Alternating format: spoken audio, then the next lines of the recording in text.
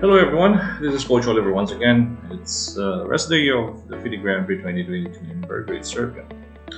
At this point in time, we're going to have a tutorial on the very famous Italian game.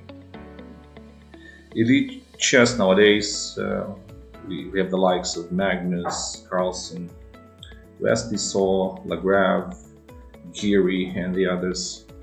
They love to play the Italian game.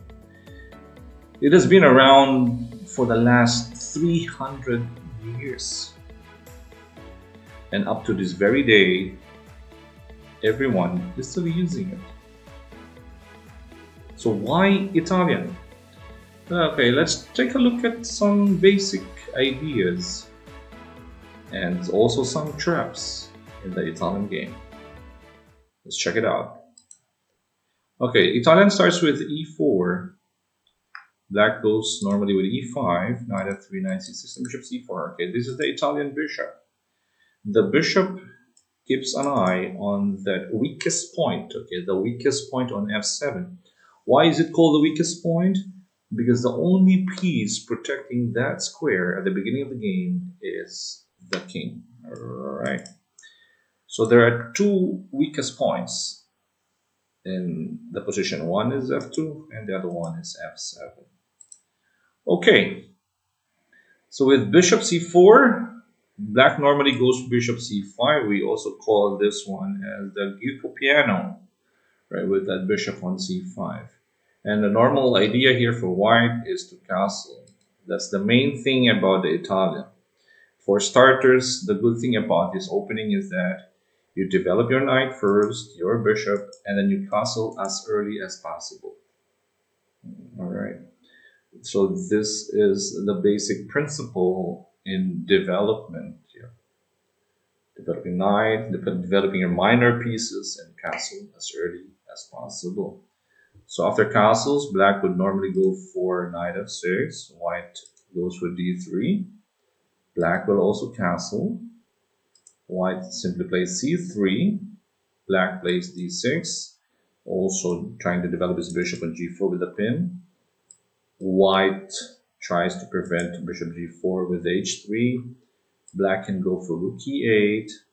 This knight jumps to d2.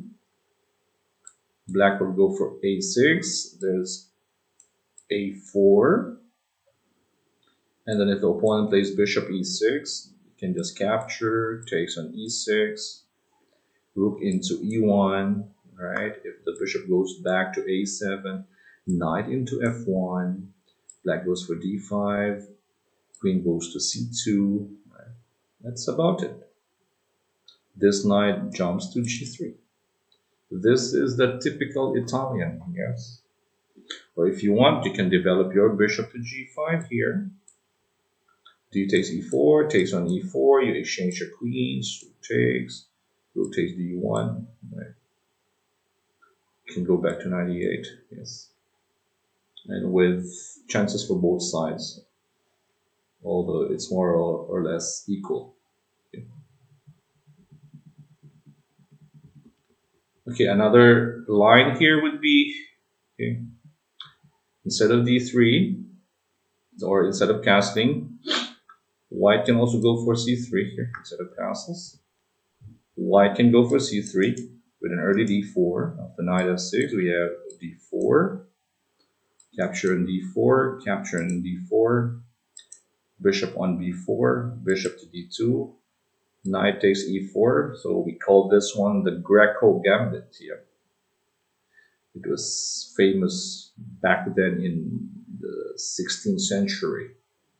So after bishop takes b4, knight takes b4, we have bishop takes f7, king takes, queen b3, double attack on the king and the knight.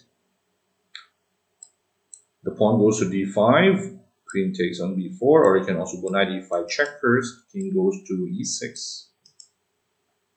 Okay, it's not a good looking king, but black can save it with queen f8, hitting the queen on b4 and also f2. So forcing the exchange, takes and takes.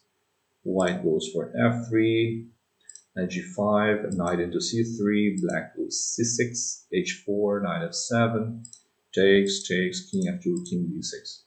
With the only open file, the e file, bishop can go d7, rook to e8, and this should be equal as well. Although white has this pawn majority on the queen side with 3 versus 2. Okay, so we have this Graco Gambit.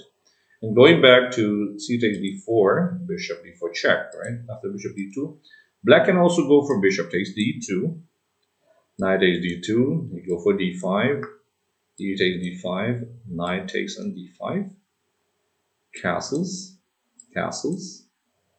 rook into c1, knight into b6, bishop b3, a5. The point of rook c1 is that if the opponent, for example, captures on d4, you just capture the knight, queen takes d4, and you have rook takes d7. You have the rook on the 7th rank, the knight can jump to f3. This should be slightly better for white. But then again, black can go for equality. Alright. So again, the main thing about Italian is this fast development of pieces. At the same time, you can castle as early as possible. Let's go back. It's important that you develop the knight first, and then develop the knight first before the bishop, because when you develop the knight on f3, it attacks the pawn on e5. So black has to react by defending that pawn on e5 with knight c6. Now with the development of the bishop on c4, not only is attacking f7, but also it clears the way for castling. So again, very basic principle in chess, castle as early as possible, right, for king's safety.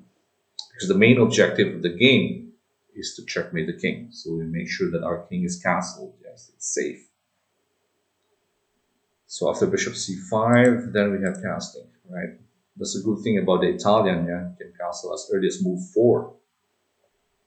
Black will also try to castle, d3 castles. This knight jumps to d2, the rook goes to e1, knight goes to f1, knight g3. These are the typical plans in the Italian. Alright, these are the basic ideas in the Italian. And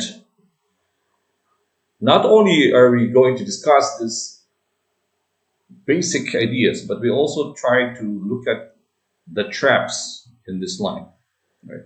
And speaking of traps, now on move 5, black has castled. White plays c3. Okay. Black plays a d6. Now trying to go for bishop g4. Yeah. Now here white plays a4. And black was so happy. Now I have a pin. I can go for the pin, bishop g4, right? But black is unaware that white was already setting up a trap with b4. Where is the bishop going? The bishop goes back, for example, to b6. It is trapped with a5. Right?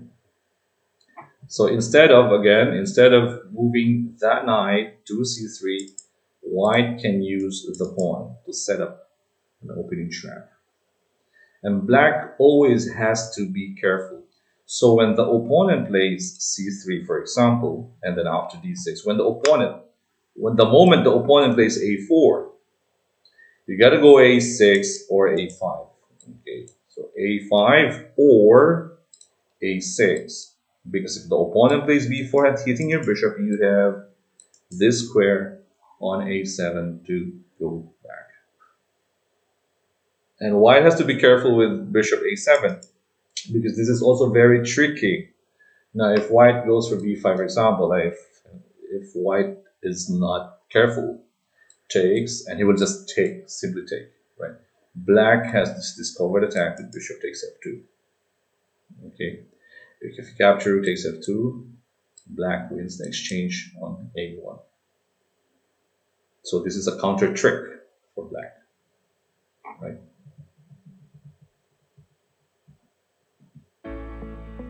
All right, so these are the basic ideas and basic traps in the Italian game. Hope you like this video. In our next video, we will be featuring the immortal game in the Italian. Okay, this is Coach Oliver once again. Thank you for watching. Thank you for supporting our channel on Facebook and on YouTube. All right, stay safe, everyone. Bye bye.